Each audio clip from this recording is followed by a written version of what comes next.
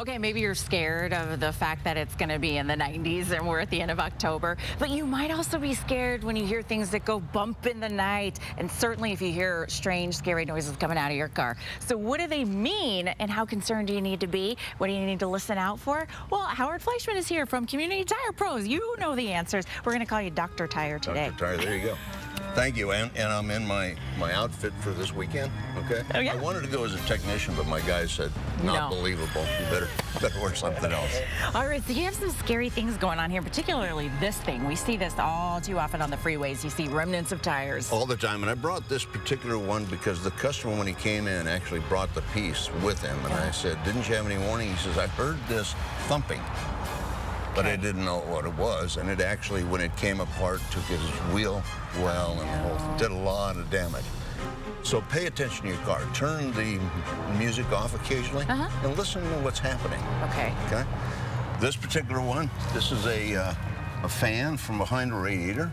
It came in, and the only reason they came in is that it picked up a bag, and the bag was making noise, but in fact was broken. And if he had continued to drive it, it could have come apart and taken out a $500 radiator. Look at that. Okay? So pay attention, listen. And of course, we all know about brakes. Brakes occasionally, you've got a sound suppressor on there to tell you it's time. Listen for that.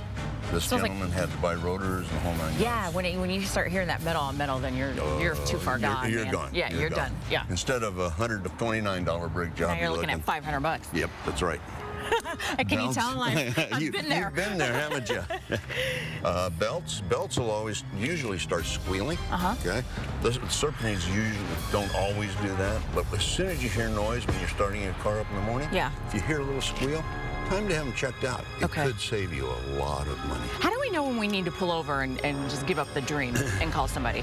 when it's loud, or when it's loud, or you know, we talked about engine lights a couple segments back.